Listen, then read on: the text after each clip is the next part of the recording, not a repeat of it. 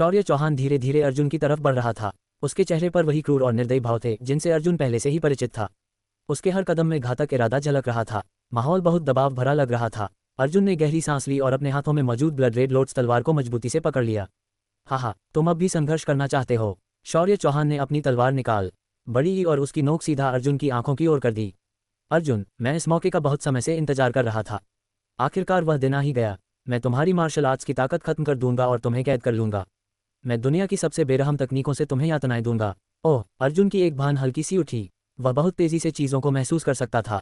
उसे समझ आया कि सामने खड़ा शौर्य चौहान दिखने और बोलने में असली शौर्य चौहान जैसा ही था, लेकिन उसमें कुछ कमी थी। वह असली शौर्य चौहान की ताकत से बहुत कमजोर लग रहा था। तो ये सिर्फ एक इल्यूजन है। ये सोच अर्जुन के दिमाग में बिजली की तरह कौंधी। उसने अपनी ऊर्जा दृष्टि खोली और तुरंत समझ गया कि उसके सामने खड़ा व्यक्ति असली इंसान नहीं था। वह पूरी तरह ऊर्जा से बना एक प्रकाशमय चित्र था। तो ये दूसरे परीक्षण की परीक्षा है। महान महारानी के रहस्यमय क्षेत्र को शौर्य चौहान की यादें नहीं थीं। इसका मतलब था कि यह क्षेत्र अर्जुन की यादों का उपयोग करके शौर्य चौहान की छवि बना रहा था। इस परीक्षा में प्रकट हुआ व्यक्ति ही उस योद्धा का मानसिक भय था। हालांकि शौर्य चौहान अर्जुन के लिए मानसिक भय नहीं था, लेकिन अर्जुन को यह स्वीकार करना पड़ा कि सूरतगढ़ दिव्य साम्राज्य में जो कुछ भी शौर्य चौहान ने उसके और उसकी बहन आरती के साथ किया था, उसके लिए अर्जुन के मन में जबरदस्त नफरत थी। उसी समय उसने शौर्य चौहान को मारने की शपथ ली थी। शौर्य चौहान की लगातार धमकियां कि वह अर्जुन की शक्तियां नष्ट कर देगा और उसे कैद कर यातनाएं देगा, वाकई डरावनी थी। ऊर्जा दृष्टि में ये छाए आतंक शौर्य चौहान पूरी तरह से मजबूत दिखाई दे रहा था। अर्जुन किसी चाल का उपयोग नहीं कर सकता था क्योंकि यह लड़ाई असली कौशल पर आधारित थी। अर्जुन को इस रहस्यमय क्षेत्र की गहराई के बारे में कुछ नहीं पता था। अगर यह वास्तव में शौर्य चौहान की कुछ असली ताकत दिखा सकता था तो अर्जुन देखना चाहता था कि आखिर शौर्य चौहान की असली शक्तियां क्या थीं। इसी समय वह छायात्मक शौर्य चौहान क्रूरता से मुस्कुराया और अगले ही पल गायब हो गया। वह बहुत तेज था। उसकी तलवार सीधी अर्जुन के डेंटिन की ओर बढ़ रही थी। शौर्य चौहान के हमले में एक कंपन शक्ति थी। अगर वह हमला सफल हो जाता तो अर्जुन का डेंटिन नष्ट हो जाता और उसकी सारी शक्तियां खत्म हो जाती। एक ही बार से उसकी पूरी साधना नष्ट हो जाती। खतरा। अर्जुन को नहीं पता था कि अगर इस इल्यूजन में उसकी साधना नष्ट हो गई तो असली जीवन में क्या होगा। वह कोई जोखिम नहीं लेना चाहता था। उसने इस लड़ाई को असली युद्ध की तरह लिया, मानो वह सच में शौर्य चौहान से लड़ रहा हो। इसके अलावा उसका विरोधी उससे कहीं ज्यादा ताकतवर था। इसका मतलब था कि उसे पूरी ताकत से लड़ना होगा। बूम! अर्जुन के पीछे चमकते सूर्य की ऊर्जा विस्फोट हुई और टांग घाटी की छाया प्रतिमा बन गई। यह ऊर्जा ब्लड रेड लोट्स तलवार में समा गई। ब्लड रेड लोट्स तलवार पहले ही अनगिनत लोगों के खून से लथपथ थी, इसलिए उसमें गहरी रक्त ऊर्जा थी। रक्त खुद एक यांग तत्व होता है, इसलिए ये रक्त ऊर्जा और शुद्ध यांग ऊर्जा एक दूसरे के पूरक बन गए। अर्जुन ने अपनी तलवार चलाई, जिससे एक लाल लहर उभरी। धुंधली जगह में अचानक एक रक्त सूर्य प्रकट हुआ। ची! शौर्य चौहान की तलवार की रोशनी चीर दी गई। अर्जुन की लाल तलवार की किरण अपनी गति में कमी किए बिना सीधे शौर्य चौहान के शरीर में घुस गई। तलवार सत्य के 32 शब्द, हत्या का मूल। लंबे समय के अभ्यास के बाद अर्जुन ने तलवार कब्र से प्राप्त ज्ञान में महारत हासिल कर ली थी। यह उसके मार्शल पथ के साथ पूरी तरह से समरस था। इसके अलावा ब्लड रेड लोट्स तलवार की मारक ऊर्जा के समर्थन से हत्या का मूल और भी शक्तिशाली हो गया। तेज तलवार किरणें चारों ओर चमकी और शौर्य चौहान का शरीर कट गया। हालांकि उसके घावों से खून नहीं निकला, बल्कि वहां से अनगिनत ऊर्जा रोशनी की बिंदु निकलने लगे। शौर्य चौहान का शरीर सैकड़ों फीट पीछे फेंका गया, लेकिन उसके शरीर में छेद होने के बावजूद वह फिर भी ठीक लग रहा था। वो शौर्य चौहान के चारों ओर से स्वर्ग पृथ्वी ऊर्जा उसके शरीर में प्रवाहित होने लगी। इस वजह से उसके घाव जल्दी ठीक हो गए। वह अर्जुन की तरफ एक ठंडी और क्रूर मुस्कान के साथ देखने लगा। अर्जुन, तुम्हारा हमला बहुत कमजोर था। तुम्हारी मौत तय है। शौर्य चौहान तलवार हाथ में लिए अर्जुन की तरफ बढ़ा। उसकी अभिव्यक्ति और शब्द इतने वास्तविक लग रहे थे कि अर्जुन को सच में लगा जैसे वह असली शौर्य चौहान से लड़ रहा हो। अर्जुन ने गहरी सांस ली और अपने अंगूठी को छुआ। उसके हाथ में एक नीली तलवार प्रकट हुई। यह शौर्य चौहान की तलवार थी। ये तलवार देखते ही शौर्य चौहान की अभिव्यक्ति बदल गई। उसकी मारक भावना और भी तेज हो गई। यह मेरी तलवार है। शौर्य चौहान गुस्से में गरजा, मानो उसे बहुत बड़ा अपमान सहना पड़ा हो। शौर्य चौहान के चेहरे के भाव देखकर अर्जुन अंदर से हैरान था। इस इल्यूजन में सब कुछ असलियत जैसा लग रहा था। ... जब अर्जुन इस भ्रमित संसार में शौर्य चौहान के साथ जीवन मृत्यु की लड़ाई लड़ रहा था, उसी समय एक दूसरी रोशनी के द्वार में शौर्य चौहान भी अपनी परीक्षा से गुजर रहा था। वह भी एक स्वतंत्र स्थान में था। चारों तरफ अनंत धूसर भूमि फैली थी। हालांकि इस परीक्षा का दृश्य पूरी तरह अलग था। शौर्य चौहान के सामने एक युवक खड़ा था, जिसने नीले रंग के कपड़े पहने थे। उसके हाथ में एक नीली तलवार थी और उसके चेहरे पर एक उपहास भरी मुस्कान थी। उस युवक का चेहरा अर्जुन जैसा दिख रहा था। अर्जुन, शौर्य चौहान का सबसे बड़ा डर था। यह मेरी तलवार है। शौर्य चौहान की आंखें खून जैसी लाल हो गईं। वह जानता था कि यह एक इल्यूजन की परीक्षा थी, लेकिन जब उसने अर्जुन को अपनी ही पुरानी तलवार से हमला करते देखा तो वह अपने गुस्से को रोक नहीं सका। तो क्या हुआ अगर ये तुम्हारी तलवार थी? अब यह मेरी है। अर्जुन के चेहरे पर एक शैतानी मुस्कान उभरी। उसने तलवार के हत्थे को हल्के से झटका दिया, जिससे वूं की आवाज आए, मानो कोई ड्रैगन गरज रहा हो। ये तलवार वाकई शानदार है। मैं तुम्हारी ही तलवार से तुम्हारे दिल को भेदूंगा, लेकिन तुम्हें इतनी आसानी से मार देना बहुत आसान होगा। उससे पहले मैं तुम्हें धीरे धीरे यातना दूंगा, ठीक वैसे ही जैसे राठौर परिवार के कालकोठरी में हुआ था। हालांकि तब मुझे महान महारानी रहस्यमय क्षेत्र की जानकारी हासिल करने के लिए तुम्हें बस बेरहमी से पीटना पड़ा और तुम्हें साथ जहरीली ही न गोली खिलानी पड़ी। मैंने तब तुम्हारे साथ बहुत नरमी बरती थी, लेकिन इस बार मैं तुम्हारी शरीर की सारी ऊर्जा नसें काट दूंगा और तुम्हें टुकड़ों में काटने की मौत का एहसास कराऊंगा। तुम्हारा दिल भी बर्बाद कर दूंगा। तुम जैसे कचरे ने मेरी बहन को मारकर उसे अमृत बनाने का सपना देखा। मेरी बहन उजाड़ जाति के शाही परिवार की उत्तराधिकारी है, कभी पानी में अपनी शक्ल देखी है। तुम कितने हास्यास्पद हो, और तुम मानसी राठौर से शादी करना चाहते थे। मानसी स्वर्ग की गर्वित बेटी है और भविष्य में एक अद्वितीय महान महारानी बनेगी। और तुम, जब मैंने तुम्हें अधमरा कर दिया था तो चौहान परिवार ने तुम्हें कूड़े की तरह उठा लिया। तुम्हें लगता है कि तुम उसके लायक हो। तुम सिर्फ एक मेढक हो जो हंस का मांस खाने का सपना देख रहा है। मानसी अंततः मेरी होगी, उसका शुद्ध यीन शरीर और उसकी ऊर्जा भी मेरी होगी। हा हा हा हा। अर्जुन जोर जोर से हंसने लगा। उसके चेहरे पर तिरस्कार भरी मुस्कान थी। उसने शौर्य चौहान को वैसे ही देखा जैसे कोई अपने हारे हुए दुश्मन को देखता है। यह नज़र शौर्य चौहान के दिल में चुभ गई। उसकी ऊंची प्रतिष्ठा के बावजूद उसे एक मामूली गांव के लड़के ने इतना अपमानित किया था। शौर्य चौहान का चेहरा झटके खाने लगा। उसके माथे पर नसें उभर आईं। भले ही वह जानता था कि यह सब उसकी खुद की कल्पना थी, फिर भी वह इस भ्रम में पूरी तरह से डूब चुका था। महान महारानी रहस्यमय क्षेत्र की यह हलूजन बेहद रहस्यमय थी। अगर कोई ध्यान भटकाए तो वह भूल सकता था कि वह एक भ्रम में है और पूरी तरह अपने मानसिक राक्षसों के प्रभाव में आ सकता था। मर जाओ। शौर्य चौहान गुस्से से गरज उठा। उसकी आंखें पूरी तरह लाल हो गई थीं। उसके पीछे विभिन्न रंगों की दिव्य रोशनी चमकने लगी। इन इंद्रधनुषी रोशनी ने एक छाया प्रतिमा का रूप लिया। वहां एक हरा भरा मैदान था जहां एक पवित्र वृक्ष उग रहा था। उस वृक्ष के पास एक जल स्रोत बह रहा था और उस जल स्रोत के पास हरे वस्त्र पहने एक व्यक्ति खड़ा था। वह किसी विद्वान की तरह दिख रहा था। ये शौर्य चौहान का आस्प एक टोटेम था। इसे अमर स्वर्गीय निवास कहा जाता था। पहले जब राठौर परिवार के उजाड़ स्वर्ग तकनीक सभा में शौर्य चौहान अपनी प्राचीन तकनीक प्रदर्शित कर रहा था, तब उसने अपने आस्पेक्ट टोटेम को प्रकट किया था। तब वह विद्वान हाथ में एक मोड़ने वाली पंखा फोल्डिंग फैन लिए खड़ा था। वह कविताएं पढ़ रहा था और चित्र बना रहा था। वह एक सफल और प्रतिष्ठित विद्वान जैसा लग रहा था, लेकिन इस बार सब कुछ अलग था। उस विद्वान के चेहरे पर अब एक भयानक डरावनी अभिव्यक्ति थी। उसके शरीर से काली गैस निकल रही थी। वह अपने चारों ओर के दिव्य वातावरण से बिल्कुल मेल नहीं खा रहा था। यह कोई विद्वान नहीं था, यह एक दुष्ट भूत था जिसने विद्वान के शरीर को अपने वश में कर लिया था। अर्जुन शौर्य चौहान का मानसिक राक्षस था। राठौर परिवार के कालकोठरी में हुई घटनाएं शौर्य चौहान के जीवन का सबसे बड़ा अपमान थीं। शौर्य चौहान इस भ्रम में खुद को शांत नहीं रख पा रहा था।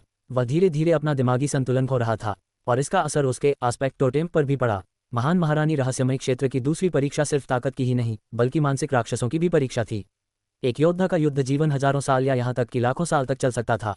इस दौरान अनगिनत घटनाएं घटित होती थीं और यही घटनाएं उनके अंदर छोटे बड़े मानसिक राक्षस मेंटल डीमंस पैदा कर देती थीं। यहाँ तक कि सबसे महान साधु मॉन्क के अंदर भी मानसिक राक्षस होते थे। उदाहरण के लिए रतनगढ़ दुनिया में बहुत समय तक प्रतिष्ठित रहे दामिंग मंदिर के 18 सम्राट अरहत भी मानसिक राक्षसों से मुक्त नहीं थे। दामिंग मंदिर के विनाश और अनगिनत बौद्ध अनुयायियों के घेराव से कुछ शिष्य बच गए थे, लेकिन उस भयानक रक्तपात के कारण उनके अंदर गहरे मानसिक राक्षस बस चुके थे।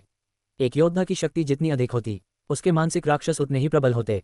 अगर कोई योद्धा किसी चीज को लेकर बहुत ज्यादा जुनूनी, ऑब्सेसिव और हर ठीक परसिस्टेंट होता तो उसके मानसिक राक्षस भी उतने ही जिद्दी हो जाते। जब योद्धा अपनी मार्शल आर्ट्स की सीमाओं को तोड़कर अगले स्तर पर जाने वाले होते या एकांत मृत्यु प्रशिक्षण रिक्लूसिव डेथ ट्रेनिंग कर रहे होते, अगर उस समय उनके मानसिक राक्षस हावी हो जाते तो वे आध्यात्मिक नियंत्रण खो सकते थे। इसके परिणाम बहुत भयानक हो सकते थे। शौर्य चौहान उन कई योद्धाओं में से एक था जो महान महारानी रहस्यमय क्षेत्र में आए थे और जिनके अंदर सबसे खतरनाक मानसिक राक्षस थे। उसके मानसिक राक्षस से बना अर्जुन बहुत ताकतवर था। बूम। भ्रमित दुनिया अलूजन रेल्म में भूतिया अर्जुन एक तलवार लिए हुए था और शौर्य चौहान के अमर स्वर्गीय निवास पर हमला कर रहा था। तलवार की ऊर्जा चमकी और चारों ओर रोशनी की बारिश होने लगी। ये अमर स्वर्गीय निवास सिर्फ शौर्य चौहान का आस्पेक्ट टोटेम ही नहीं था, बल्कि यह उसका एक विशेष क्षेत्र डोमेन भी था। जब तक उसका अमर स्वर्गीय निवास नष्ट नहीं होता, उसे इस क्षेत्र में अतिरिक्त शक्ति मिलती रहती। इस दुनिया का स्वामी वही था, लेकिन भूतिया अर्जुन की साधारण तलवार की एक ही काट ने शौर्य चौहान के अमर स्वर्गीय निवास में एक दरार बना दी। मरो शौर्य। यह चौहान जोर से गरजा और भूतिया अर्जुन के सामने पहुंच गया। उसकी तलवार बैंगनी लौ से जल रही थी। यह कोई साधारण आग नहीं थी, बल्कि यह एक दूसरी दुनिया से आई हुई रहस्यमय अग्नि थी। शौर्य चौहान के चेहरे की से उभर आई और उसकी आंखों में खूनी क्रोध जल उठा। अब वह इस भ्रम को एक सच्चाई मान चुका था। उसने अर्जुन को अपने असली दुश्मन के रूप में देखना शुरू कर दिया था। वह उसे मारकर ही चैन की सांस लेना चाहता था। बैम। प्रकाश के द्वार के बाहर गॉड एडविन टावर के सामने काले पत्थरों के चौक में एक युवक अचानक बाहर फेंका गया। जब वह बाहर आया तब भी वह अपनी तलवार लहराते हुए जोर जोर से चिल्ला रहा था, लेकिन जल्दी ही उसकी सोच साफ हो गई। उसे एहसास हुआ कि वह फिर से काले पत्थरों के चौक में लौट आया है। युवक का पूरा शरीर पसीने से भीग चुका था। पहले उसे थोड़ी हैरानी और खालीपन महसूस हुआ, लेकिन फिर उसके चेहरे पर गुस्सा और निराशा आ गई। वह बाहर कर दिया गया था। जब उसने इधर उधर देखा तो वहाँ कोई और नहीं था। वह पहला व्यक्ति था जिसे हटा दिया गया था। गॉड एडविन टॉवर के अंदर जो अनुभव उसने किया था वह बहुत भयानक था। उसे अपने बचपन की सबसे डरावनी याद दोबारा जीनी पड़ी थी। वह उसका सबसे भयानक सपना था, और गॉड एडविन टॉवर के अंदर वह डरावना पल बिल्कुल असली तरीके से फिर से बना दिया गया था। उसे लगा था कि वह वास्तव में अपने बचपन में लौट आया है और फिर से उसी भयावह घटना को झेल रहा है। वह इससे बाहर नहीं निकल सका। अपने मानसिक राक्षसों को हराना उसके लिए बहुत मुश्किल था। पहला बाहर निकलना उसके लिए बहुत बड़ी हार थी। उसी समय प्रकाश के द्वार में फिर से हलचल हुई और एक और व्यक्ति बाहर फेंका गया। युवक ने तुरंत ध्यान दिया कि जो व्यक्ति उसके बाद बाहर निकला वह वही मूर्ख सा दिखने वाला सांवला लड़का था। सांवले लड़के ने जब दूसरे युवक की नज़रें महसूस की तो उसने उसकी ओर देखा और एक भोली भली मुस्कान दे दी। युवक को अचानक झुंझलाहट हुई। ये सांवला लड़का जल्दी बाहर होने पर शर्मिंदा या गुस्सा नहीं था, बल्कि वह खुश लग रहा था, जिससे युवक को कुछ समझ नहीं आया। शायद जैसा कि यह सांवला लड़का पहले कह रहा था, उसने सिर्फ किस्मत के सहारे पुल पार किया था। अगर उसने किस्मत के सहारे आगे बढ़ा था तो शायद वह इस बात से खुश था कि वह कुछ देर तक टिक सका। लेकिन इस सांवले लड़के का इतना आरामदायक और बेफिक्र दिखना ये साफ दिखा रहा था कि उसने किसी बड़े युद्ध का सामना ही नहीं किया था। उसने अपनी एक बूंद भी अतिरिक्त ताकत खर्च नहीं की, फिर भी युवक उससे हार गया था। इसके बाद और भी लोग प्रकाश के द्वार से बाहर निकलने लगे। ज्यादातर लोग अभी भी अपनी तलवारें चलाते हुए बाहर निकले। थोड़ी देर बाद ही उन्हें होश आया कि वे अब वापस चौक में थे। उनके चेहरे पीले पड़ गए। कोई पछतावे से देख रहा था तो कोई डर के मारे कांप रहा था। महान महारानी रहस्यमय क्षेत्र बहुत ही अजीब था। ये लोगों के सबसे बड़े डर को सामने ले आता था। जो भी चीज़ वे सबसे ज़्यादा डरते थे, जो भी लोग उन्हें सबसे ज़्यादा नफरत थे, वे सब उनकी आंखों के सामने खड़े हो जाते थे। अगर कोई सावधान नहीं रहता तो वह भ्रम में फंस सकता था और फिर खुद को निकाल नहीं पाता। इसी समय श्याम राठौर भी प्रकाश के द्वार से बाहर फेंका गया। उसका शरीर पूरी तरह पसीने से भीगा था और उसके पैर कांप रहे थे। लेकिन जैसे ही वह बाहर आया उसने चारों ओर देखने की कोशिश की। ये देखकर कि लगभग आधे प्रतिभाशाली योद्धा बाहर कर दिए गए थे, श्याम राठौर ने राहत की सांस ली। वह इस परीक्षा में बेहतर प्रदर्शन करने के लिए जी जान से मेहनत कर रहा था। अब ऐसा लग रहा था कि उसके प्रयास बेकार नहीं गए। लेकिन इसी समय श्याम राठौर ने अचानक देखा कि अर्जुन उन लोगों में नहीं था जो बाहर निकाले गए थे। अभी अभी जो संतोष वह महसूस कर रहा था वह अचानक चिंतित हो गया। उसका चेहरा गंभीर हो गया और वह चुपचाप एक खाली जगह पर जाकर बैठ गया। प्रकाश के द्वार से लोग एक के बाद एक बाहर निकलते रहे। करीब 5 मिनट बाद अर्जुन भी बाहर निकाला गया। ओह, जैसे ही अर्जुन काले पत्थरों के चौक में आया वह तुरंत होश में आ गया। भ्रम की दुनिया में जब वह शौर्य चौहान से लड़ रहा था उसने पूरी ताकत झोंक दी थी, लेकिन शौर्य चौहान की शक्ति लगातार बढ़ती जा रही थी। ऐसा लग ही नहीं रहा था कि उसकी ऊर्जा खत्म हो रही थी। लेकिन अर्जुन का मन शांत था और उसकी ऊर्जा दृष्टि के कारण वह भ्रम में नहीं फंसा। दूसरे प्रतिभाशाली योद्धाओं की तरह उसने बेवजह हमले नहीं किए, बल्कि वह शांत दिमाग से लड़ता रहा, शौर्य चौहान की कमजोरी को ढूंढने की कोशिश करता रहा और फिर हमला करता। इस तरह अर्जुन को लगा कि उसने इस लड़ाई में अपनी पूरी सीमा तक खुद को धकेला। लेकिन फिर भी जब शौर्य चौहान की शक्ति एक निश्चित स्तर तक पहुंच गई तो अर्जुन आखिरकार हार गया और वह बाहर निकाल दिया गया। अर्जुन जानता था कि जो शौर्य चौहान उसे महान महारानी रहस्यमय क्षेत्र में मिला था वह असली नहीं था। असलियत में शौर्य चौहान इससे भी ज्यादा ताकतवर था। ये सोचकर अर्जुन को और सावधान रहने की जरूरत महसूस हुई। महान महारानी रहस्यमय क्षेत्र में शौर्य चौहान उसके लिए बहुत बड़ा खतरा था। ये लड़का श्याम राठौर ने अर्जुन की ओर एक उलझी हुई नजर डाली। वह इस परीक्षा में कुलमाता को प्रभावित करने की उम्मीद कर रहा था, लेकिन अब वह पूरी तरह टूट चुकी थी। इस परीक्षा में किस्मत का कोई रोल नहीं था, फिर भी वह अर्जुन से पहले बाहर हो गया था। अर्जुन ने महसूस किया कि कई लोग उसे देख रहे थे। उनमें से एक सांवला लड़का भी था जो उसे टकटकी लगाकर घूर रहा था। अर्जुन ने उसकी ओर देखा, लेकिन लड़के ने नजरें नहीं हटाईं, बल्कि वह घूरता ही रहा और एक भोली भली सी मुस्कान दी। अजीब इंसान है, अर्जुन ने मन ही मन सोचा। अर्जुन के बाद आरव राठौर और मीरा राठौर भी प्रकाश के द्वार से बाहर फेंके गए। मीरा पसीने से तरबतर थी, लेकिन फिर भी उसके चेहरे पर मुस्कान थी, जबकि आरव के चेहरे पर चिंता थी। ऐसा लग रहा था कि वह अपने प्रदर्शन से संतुष्ट नहीं था। लगभग उसी समय वह युवक जिसने बैग पीठ पर रखा था और पैंथर लेडी भी बाहर निकाले गए। दोनों ने एक दूसरे की ओर देखा। पैंथर लेडी ने ठंडी आवाज में कहा और कोने की ओर चली गई।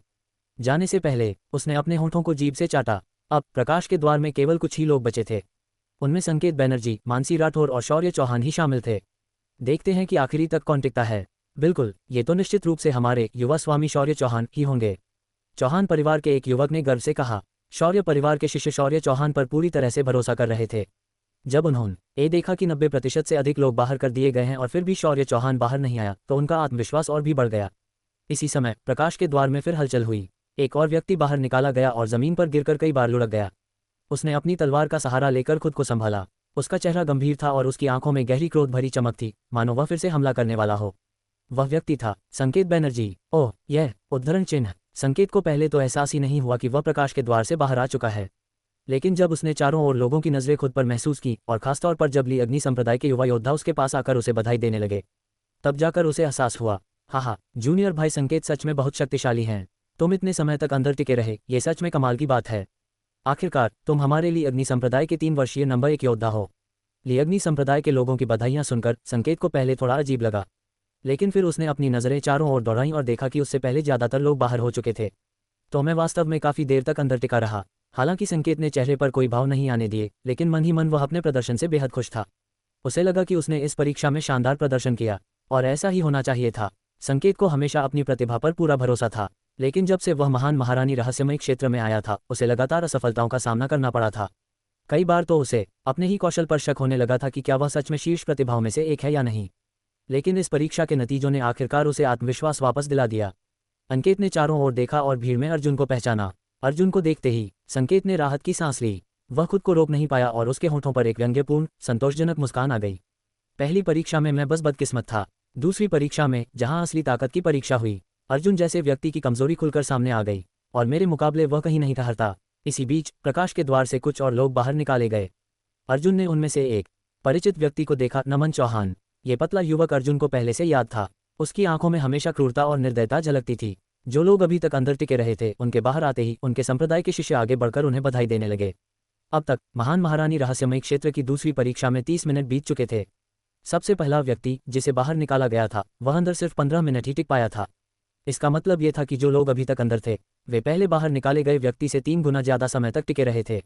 जितना समय बढ़ता जा रहा था, लोगों की उत्सुकता और भी बढ़ती जा रही थी। चौहान परिवार के लोग, खासतौर पर शौर्य चौहान के अनुयायी, गर्व से मुस्कुरा रहे थे, क्योंकि अब तक शौर्य चौहान बाहर नहीं आया था। इसका मतलब ये था कि उनका भविष्य का बड़ा भाई लीडर और भी ज्यादा शक्तिशाली था, और इसका फायदा उनके पूरे समूह को मिलेगा। अब बस शौर्य चौहान और मानसी राठौर ही अंदर बचे हैं, किसी ने अचानक कहा। सभी ने चारों ओर नजर दौड़ाई और देखा कि वाकई अब सिर्फ यही 2 लोग अंदर थे। फिर 15 और मिनट बीत गए। अब तक दूसरी परीक्षा पूरी तरह से 1 घंटे तक चल चुकी थी, लेकिन शौर्य चौहान और मानसी अभी भी अंदर थे। लोग एक दूसरे की ओर देखने लगे। वे हैरान थे, इतना लंबा समय बीत जाने के बाद भी वे अभी तक बाहर क्यों नहीं आए थे।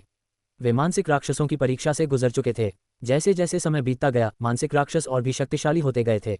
ये सोचना भी मुश्किल था कि शौर्य चौहान और मानसी किस तरह के मानसिक राक्षसों का सामना कर रहे होंगे। वे सच में बहुत लंबे समय तक टिके हुए हैं। चौक के कोने में अर्जुन ने अपनी ठुड्डी पर हाथ रखा। उसे यह नहीं पता था कि मानसी के मानसिक राक्षस कौन थे, लेकिन शौर्य चौहान के मानसिक राक्षस, कहीं ऐसा तो नहीं कि वह खुद अर्जुन था। प्रकाश के द्वार में अर्जुन ने शौर्य चौहान से लड़ाई की थी।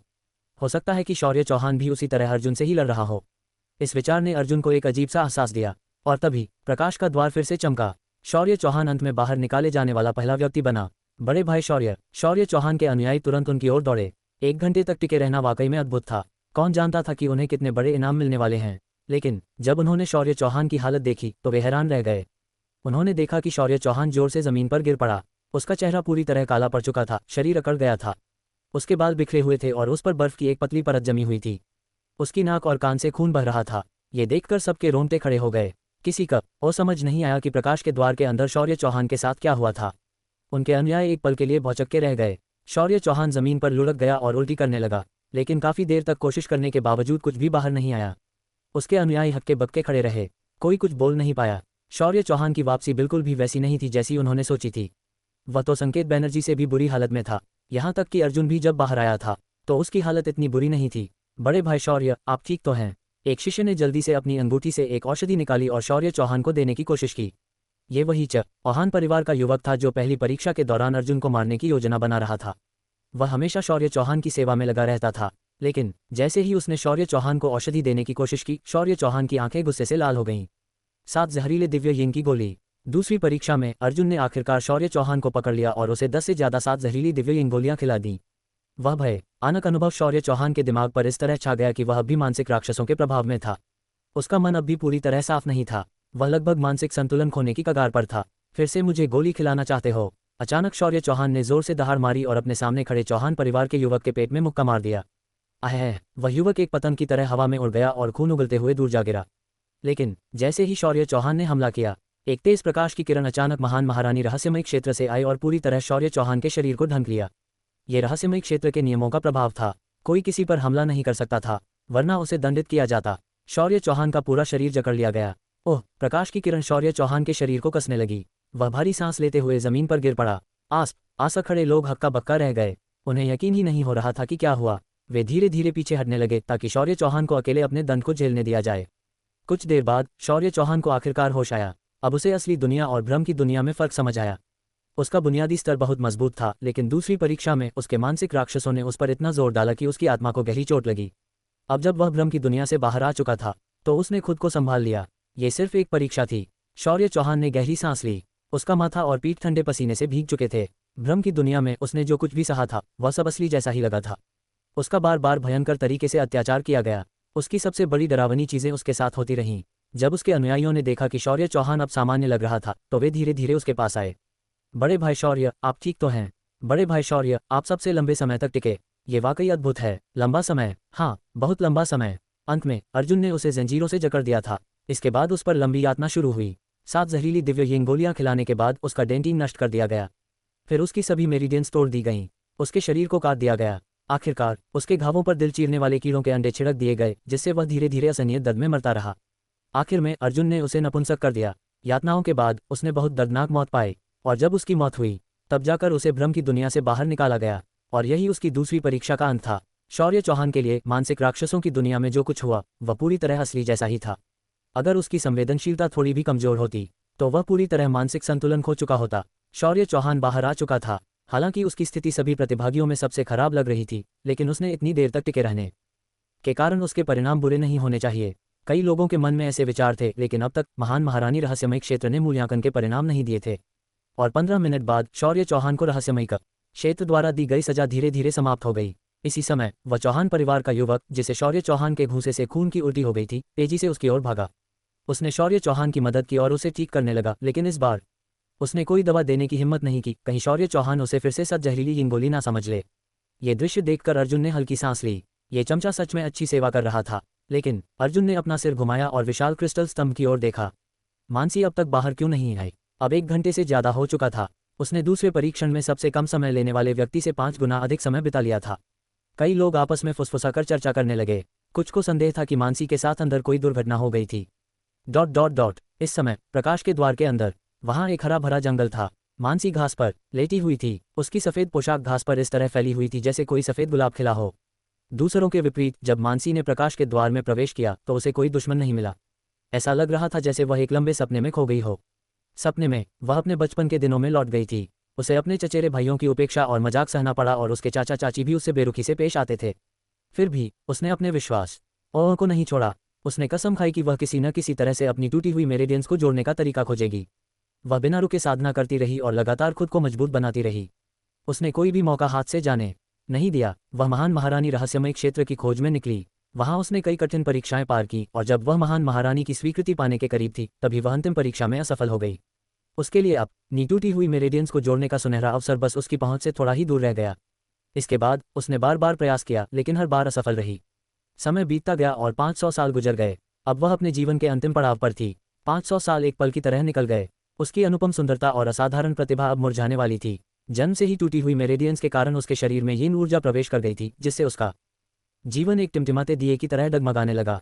और जब वह मरने के कगार पर थी, अचानक किसी अज्ञात कारण से वह जाग गई।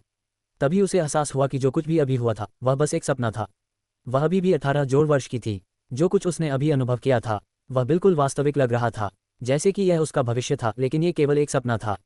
उसने अपनी आंखें खोली और आश्चर्यचकित रह गई। उसके सामने एक युवक खड़ा था जो हल्की मुस्कान के साथ उसे देख रहा था। वह युवक हैंडसम था और उसकी गहरी आंखें बहुत प्रभावशाली लग रही थीं। उसकी मौजूदगी न तो अच्छी थी न ही बुरी, बल्कि उसमें कुछ अनोखा था जिसे देखकर मानसी को अजीब सा एहसास हुआ। उद्धरण चिन्ह ... इसी कारण मेरे दिमाग में एक विचार आया जो मजाक जैसा लग सकता है। मैं तुम्हारी जन्म से टूटी हुई मेरिडियंस को जोड़ना चाहता हूँ, युवक ने कहा। उसकी आवाज़ सच और भ्रम के बीच झूल रही थी, जो मानसी के कानों में पड़ी।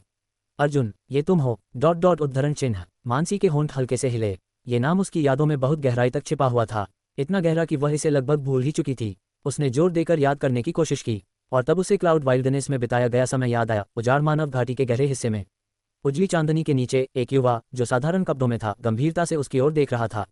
अपने मासूम से स्वर में उसने एक वादा किया था। उस समय वह सिर्फ एक साधारण युवक था जो विशाल जंगलों से आया था। वह इतना आम था कि अपनी सीमित समझ के कारण वह उन दोनों के बीच के आकाश पाताल के अंतर को नहीं समझ सकता था। मानस बड़ी ई के दिमाग में कई विचार उमड़ने लगे। बीते हुए पल उसकी आंखों के सामने चमकने लगे। एक पल में उसे राठौर परिवार में आयोजित उत्सव की याद आ गई। चमकती रोशनी के नीचे उस युवक ने गंभीरता से वही शब्द दोहराए जो उसने पहले उसे कहे थे। उसका वादा ही उसका विश्वास था। तुम्हारी किस्मत के लिए मैं संघर्ष करूंगा, युवक ने फिर से कहा। उसकी आवाज़ ने मानसी को वास्तविकता में वापस खींच लिया। उसने देखा कि युवक के हाथ में एक धातु का डिब्बा था। उस डिब्बे पर जटिल रूनिक आकृतियां बनी हुई थीं। युवक ने डिब्बे से एक प्राचीन स्क्रॉल निकाला। यह इतना पुराना लग रहा था कि ऐसा लगा जैसे यह समय और स्थान का हिस्सा ही न हो। यह वह प्राचीन विधि है जिससे तुम्हारी टूटी हुई मेरेडियंस जुड़ सकती हैं। मैंने इसे खोज लिया है, युवक ने उत्तेजित और उत्साहित स्वर में कहा। खोज लिया? मानसी को हल्की राहत महसूस हुई। उसका मन खुशी से भर गया, लेकिन उसे कुछ अजीब सा एहसास हुआ। फिर भी अपनी टूटी हुई मेरेडियंस को जोड़ने की लालसा के कारण उसने उन अजीब बातों को नज़रअंदाज कर दिया। युवक के साथ उसने इस प्राचीन विधि में लिखी गई सामग्रियों को खोजा। उन्होंने पहाड़ों और मैदानों को पार किया, झीलों और समुद्रों में प्रवेश किया। वे उन रहस्यमयी स्थानों में गए जहां बहुत कम लोग जाते थे। यहाँ तक कि वे भगवान के समाधि से स्थल और अनट्रेवर्सेबल समुद्र जैसी खतरनाक जगहों तक भी पहुंचे जहां से कोई वापस नहीं लौटता। आखिरकार उन्होंने सभी आवश्यक सामग्रियों को ढूंढ लिया और उस प्राचीन औषधि को तैयार किया जिससे मानसी की मेरेडियंस जुड़ सकती थीं। जब उसने उसे खाया तो उसकी शुद्ध यीन ऊर्जा वाला शरीर इस ताकत को सहन नहीं कर पाया और उसे असहनीय पीड़ा होने लगी। उसने 7 दिन और 7 रातों तक दर्द सहा। उसे लगा कि वह मरने वाली है, लेकिन अंतिम क्षण में युवक ने उसे अपनी बाहों में थाम लिया। युवक के शरीर में सबसे शुद्ध और शक्तिशाली यान ऊर्जा थी। ये सूर्य के समान थी। उसका पूरा शरीर पसीने से भीग चुका था और उसका दिमाग धुंधला हो गया था। इस स्थिति में वह और युवक यिन और यांग के संतुलन में आ गए। इसके बाद उसकी शरीर की अस्त व्यस्त यिन और यांग ऊर्जा एक अद्भुत संतुलन में आ गई और परिणामस्वरूप उसकी नसें पूरी तरह से खुल गईं। उसने वह शक्ति प्राप्त कर ली जिसका वह हमेशा से सपना देखती थी। इसके बाद उसने उसके साथ दुनिया की यात्रा की और अपनी साधना में महान ऊंचाइयों तक पहुंच गई। बाद में वे रतनगढ़ दुनिया से आगे बढ़े और एक और विशाल दुनिया तक पहुंच गए। वहां भी वे सबसे शक्तिशाली अस्तित्व बन गए। वे देवताओं की तरह हो गए जिनकी उम्र ब्रह्मांड के समान थी। उसे नहीं पता कि वह कितने वर्षों तक इस भ्रम में डूबी रही। उसने अनगिनत खुशियां और दुख अनुभव किए, लेकिन फिर एक पल में वह अचानक जाग गई। उसने अपनी आंखें खोली और पाया कि वह एक काले पत्थर के चौकोर मंच पर लेटी हुई थी। बहुत समय बीत चुका था, इसलिए उसे यह याद करने में कुछ पल लगे कि यह चौकोर मंच क्या था। पहली परीक्षा पूरी करने के बाद उसने तूफानी पुलों को पार किया था और यहाँ पहुंची थी। यही वह काले पत्थर का चौकोर मंच था जहां से उसने दूसरी परीक्षा शुरू की थी। हाँ, मैंने महान महारानी रहस्यमय क्षेत्र की परीक्षाएं दी। यह मेरे लिए एक मौका है कि मैं अपनी ताकत का इस्तेमाल करके महान महारानी की विरासत हासिल करूं और अपनी जन्म से टूटी हुई मेरेडियंस को जोड़ सकूं। उसने चारों ओर देखा। चौकोर मंच पर पहल ऐसे ही बहुत सारे लोग इकट्ठा थे। वे सब आश्चर्य से उसकी ओर देख रहे थे। उन्हीं लोगों के बीच वह युवक भी था जो उसके सपने में आया था। पिछले सपने की सारी बातें याद करते ही उसके दिल में एक अजीब सा एहसास उठा। ये तो सिर्फ एक सपना था। मानसी ने अपना सिर हिलाया। सपनों का तो अंत होना ही चाहिए। उसने अपने शरीर को संभाला और खड़े होने की कोशिश की, लेकिन तभी अचानक एक ठंडी आवाज़ उसके कानों में गूंज उठी। सपने कभी खत्म भी हो सकते हैं या नहीं? पेंग, कांच टूटने की आवाज़ आई। मानसी की आंखों के सामने का दृश्य, काला पत्थर का चौकोर मंच, आश्चर्यचकित भीड़ और वह युवक, सब कुछ टूटकर टुकड़ों में बिखर गया। सभी चीजें गायब हो गईं और जब उसने फिर से होश संभाला तो उसने खुद को एक जंगल में पाया। वह घास पर लेटी हुई थी। उसकी सफ़ेद पोशाक घास पर फैली हुई थी जैसे कोई खिला हुआ सफ़ेद गुलाब, लेकिन उसके काले बाल अब सफ़ेद हो चुके थे, ठीक उसकी पोशाक की तरह। यह उसके शरीर में प्रवेश कर चुकी यीन ऊर्जा का परिणाम था। उसके सफ़ेद बाल बिखरकर उस सफ़ेद गुलाब का हिस्सा बन गए। उसकी आंखें बंद थीं और उसकी पलकें हल्के हल्के कांप रही थीं। उसकी हर एक बरौनियां बर्फ की नाजुक परत से ढकी हुई थीं। उसकी त्वचा भी क्रिस्टल जैसी पारदर्शी होने लगी थी। उसकी उंगलियां पूरी तरह से क्रिस्टल में बदल गई थीं। ठंड, बहुत ठंड, उसे हड्डियों तक चुभने वाली ठंड महसूस हो रही थी। ये ठंड उसकी नसों से पूरे शरीर में फैल रही थी और आखिर में बर्फीले क्रिस्टल में बदलकर पूरे शरीर को ढकने लगी। उसे महसूस हुआ कि वह मरने वाली है। उसके प्राकृत छोटी इकयीन मेरिडियन से निकली ठंडी यीन ऊर्जा धीरे धीरे उसके पूरे शरीर को निगल रही थी। तो मैं कभी जागी ही नहीं। उसके साथ दुनिया घूमना, उसके साथ हाथ में हाथ डालकर जीना, सूरज और चांद के समान अमर हो जाना, ये सब कुछ सिर्फ एक भ्रम था जो मरने से पहले उसके मन में आया था। यहाँ तक कि महान महारानी रहस्यमय क्षेत्र भी, वह भी एक सपना ही था। शायद ये भी संभव था कि उसकी मौत नज़दीक आ रही थी और यह भी बस एक सपना था। तो क्या मैं इस सपने से जाग जाऊंगी? और अगर मैं जागूंगी तो क्या वह भी एक सपना होगा? कब सपना है और कब हकीकत? क्या सपनों की यह परतें कभी खत्म नहीं होंगी? क्या मैं हमेशा के लिए इन सपनों में खो जाऊंगी बिना कभी जागने के? धीरे धीरे बर्फीले क्रिस्टल ने मानसी के पूरे शरीर को ढक लिया। इस सौंदर्य को देखकर कोई भी इसे अपवित्र करने की हिम्मत नहीं कर सकता था, लेकिन साथ ही इसमें एक गहरी और अजीब सी शांति थी। ये शांति चारों ओर फैले हरे भरे और जीवंत जंगल से पूरी तरह अलग महसूस हो रही थी। इस समय मानसी लगभग एक सुंदर लेकिन निर्जीव बर्फ की मूर्ति में बदल चुकी थी। उसके शरीर के नीचे एक हरी गैस का बादल था जो इन फ्रॉस्ट ऊर्जा के प्रभाव में जमकर बर्फीले क्रिस्टल में बदल रहा था और ठंड के कारण टूट रहा था। अपनी आखिरी बची हुई ताकत से उसने बड़ी मुश्किल से अपनी संवेदनाहीन हाथों को धीरे धीरे हिलाया। उसकी पतली उंगलियां बर्फ के क्रिस्टल से ढकी हुई थीं। उसने धीरे से एक बर्फीला फूल उठाया। ये साधारण लेकिन सुंदर नामहीन फूल उसकी वजह से मुरझा गया था और अब निश्चित रूप से मरने वाला था। उसकी आंखों के कोने से एक आंसू गिरा, जो तुरंत बर्फ के क्रिस्टल में बदल गया और फिर घास पर गिर गया। आवाज़ें धीमी होती गईं और उसके सामने का दृश्य धुंधला लगने लगा। उसे एहसास हुआ कि उसकी जिंदगी अब समाप्त होने वाली थी। मृत्यु के करीब उसके मन में अनगिनत दृश्य बिजली की तरह गुजर गए और अंततः वे एक युवा लड़के के दृढ़ और थोड़े मासूम चेहरे पर आकर रुक गए। अपनी 500 साल की जिंदगी को याद करके उसने हमेशा इसे बढ़ाने के लिए कठिन मेहनत की, लेकिन अंत में उसे केवल असफलता ही मिली। शायद उसके साथ हाथ में हाथ डालकर पूरी दुनिया घूमने की यादें ही उसकी जिंदगी की सबसे खूबसूरत यादें थीं। लेकिन यदि सबसे सुंदर यादें भी एक सपना थीं, तो यह एक तरह की त्रासदी थी। पर वह क्या कर सकती थी? खूबसूरती असल में कोई ऐसी चीज़ नहीं थी जिसे हमेशा ये सोचकर जांचना चाहिए कि वह हकीकत थी या बस एक भ्रम। अगर हम इसे ज़्यादा गहराई से जानने की कोशिश करें, तो कई खूबसूरत चीज़ें एक बुलबुले की तरह फूट जाएंगी। वह मुस्कुराए। शायद उसकी ज़िंदगी के आखिरी पल में उसकी यह मुस्कान हमेशा के लिए जम जाएगी। धुंधलेपन के बीच उसने अपने कानों हमें कोई आवाज़ सुनी। उसने अपनी आंखें खोलने की पूरी कोशिश की, लेकिन उसकी दुनिया धुंधली थी। हालांकि बहुत दूर एक विशाल हरे पेड़ के नीचे एक सफ़ेद आकृति खड़ी थी। सूरज की किरणें पत्तों के बीच से छनकर नीचे गिर रही थीं, जो घास पर सुनहरे टुकड़ों की तरह बिखर रही थी और घास पर पत्तों की छायाएं पड़ रही थीं। वह आकृति एक महिला जैसी दिख रही थी। वह जंगल में टहल रही थी, जैसे वह समय की नदी में चल रही हो। हालांकि वह दिखने में मानसी से ज़्यादा दूर नहीं थी, फिर भी ऐसा लग रहा था कि वे अलग अलग समय और स्थान में मौजूद थीं। मानसी ने उसे देखा, लेकिन कितनी भी कोशिश कर ले, वह महिला का चेहरा साफ नहीं देख पा रही थी। सिर्फ उसकी ऊंची और आकर्षक आकृति उसकी आंखों में गहराई से बस गई थी। तुम कौन हो? उसे देखकर उसकी जमी हुई धड़कन फिर से चलने लगी। उसका रक्त फिर से बहने लगा। उसे महसूस हुआ कि उस महिला से उसका कोई रक्त संबंध है, जैसे वह उसे पिछले जन्म से जानती हो। क्या वह प्राचीन महान महारानी थी? यह विचार अचानक मानसी के मन में आया। यह एक अजीब सोच थी, लेकिन उसे नहीं पता था कि वह इसके बारे में इतनी निश्चित क्यों थी। लेकिन इसी समय वह सुंदर और शालीन आकृति धीरे धीरे उसकी ओर बढ़ने लगी। वह धीरे धीरे चलकर मानसी के ठीक सामने आ गई। उस आकृति ने अपना हाथ बढ़ाया। उसकी उंगलियां हल्की और कोमल थीं। उसने धीरे से मानसी के माथे को छुआ। आसक्ति सपनों का मार्ग है, लेकिन ये पीड़ा का कारण भी बनती है। शायद तुम मेरी इच्छा को आगे बढ़ा सकती हो और उस मिशन को पूरा कर सकती हो जिसे मैं पूरा नहीं कर सकी। वह ठंडी आवाज मानसी के मन में गूंजने लगी। क्या ये प्राचीन महान महारानी की आवाज़ थी? इसके तुरंत बाद एक तेज आवाज़ के साथ, जैसे कांच टूट रहा हो, मानसी के शरीर पर जमी हुई बर्फीली परतें पूरी तरह टूट गईं। वह दुनिया जिसमें वह डूबी हुई थी बिखरने लगी। जंगल, घास, बर्फीले फूल धीरे धीरे गायब होने लगे। Dot dot dot. अचानक मानसी को लगा जैसे उसके शरीर में एक झटका आया और वह जाग गई। ये झटका वह बचपन में अक्सर महसूस करती थी। उस समय उसने अभी तक मार्शल आर्ट्स का अभ्यास शुरू नहीं किया था। चूंकि वह राठौर परिवार में पैदा हुई थी और उसके जन्म से ही टूटी हुई मेरिडियन थी, वह कभी भी अच्छी नींद नहीं ले पाती थी। अक्सर वह सोने के बाद अचानक जाग जाती थी। क्या वह फिर से बुरे सपने देख रही थी? मानसी ने अपनी आंखें खोलीं और धीरे धीरे उसकी दृष्टि स्पष्ट होने लगी। सबसे पहले जो उसने देखा वह था महान महारानी रहस्यमय क्षेत्र का धूसर आकाश। उसने अपना हाथ बढ़ाया और जमीन को छुआ। ये ठंडी लेकिन खुरदुरी काली पत्थर की सतह थी। इसमें हल्की रक्त ऊर्जा की अनुभूति थी और यह पूरी तरह वास्तविक लग रही थी। उसके चारों ओर बहुत से लोग खड़े थे। वे उसे आश्चर्य और हैरानी से देख रहे थे। उनमें से कुछ लोग मानसी को परिचित लगे। उसने याद किया कि वे वही योद्धा थे जो उसके साथ महान महारानी रहस्यमय क्षेत्र में आए थे। यह महान महारानी रहस्यमय क्षेत्र का परीक्षण है। मानसी को सब याद आने लगा। उसने भीड़ में नजर दौड़ाई और अंततः पास ही खड़े एक युवा को देखा जिसने नीले रंग के वस्त्र पहने थे। उसका नाक तीखा और उभरा हुआ था और उसके होंठों के कोने हल्के से ऊपर उठे हुए थे। उसके गहरे लेकिन हल्के बिखरे हुए बाल उसकी आंखों का कुछ हिस्सा ढक रहे थे, लेकिन फिर भी उसकी चमकती हुई आंखों को छिपा नहीं सके। उसकी आंखें बहुत साफ थीं। उस सफाई में हल्की शरारत भी झलक रही थी। ये वही आंखें थीं जिनसे वह पहले भी परिचित थी। ये उसकी सपनों की दुनिया में भी देखी गई थीं। युवा मुस्कुरा रहा था और यह खुशी पूरी तरह वास्तविक लग रही थी। तुम आखिरकार बाहर आ गई। तुम्हें पता है तुम वहां कितने समय तक रहीं? युवक ने युआन क्यूई के माध्यम से अपनी आवाज़ मानसी के कानों तक पहुंचाई। मानसी को बिल्कुल नहीं पता था, लेकिन उसने अपना सिर नहीं हिलाया। वह बस गंभीरता से उस युवक को देखती रही। उसे उसके सवाल का जवाब जानने की कोई परवाह नहीं थी।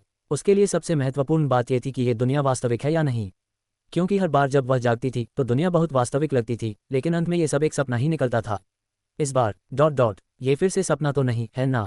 4 घंटे हो चुके हैं, अर्जुन ने कहा। मानसी के अलावा शौर्य चौहान ने सबसे अधिक समय बिताया था, 1 घंटा। इसके बाद 3 घंटे तक वे सिर्फ मानसी का इंतजार कर रहे थे, लेकिन चाहे जितना भी इंतजार किया गया वह बाहर नहीं आई। जब वह अचानक प्रकट हुई तो सभी चौंक गए, लेकिन जो समय दूसरों को बहुत लंबा लग रहा था वह मानसी के लिए बेहद छोटा था। सिर्फ 4 घंटे, लेकिन उस सपने में उसने शायद 2 करोड़ वर्षों से ज्यादा का अनुभव कर लिया था। मानसी उठी और पीछे मुड़कर देखा। रोशनी का द्वार पहले ही बंद हो चुका था। वहीं वह धातु का खंभा जो चमकते हुए क्रिस्टल जैसी वस्तुओं से भरा था अब भी जगमगा रहा था। इस समय लोग मानसी को अजीब नजरों से देख रहे थे। वे नहीं जानते थे कि उसने इतनी लंबी परीक्षा में कितने एम्पीरियन मार्क्स हासिल किए होंगे। क्या अब उनके परिणाम घोषित किए जाएंगे? जैसे ही यह विचार सभी के मन में आया, अचानक खंभे से एक तेज चमक निकली। एक सुनहरी रोशनी का गुंबद तेजी से बाहर निकला और सभी की ओर बढ़ने लगा। पेंग पेंग पेंग, लगातार धमाकों की आवाजें आईं और कई योद्धा रोशनी के इस गुंबद से टकराकर पीछे गिर गए। लेकिन कुछ योद्धाओं पर इसका कोई प्रभाव नहीं हुआ। उन्हें सिर्फ हल्की हवा के झोंके जैसा महसूस हुआ, जिससे वे कुछ कदम पीछे हट गए। यह क्या हो रहा है? ये तो दर्द कर रहा है।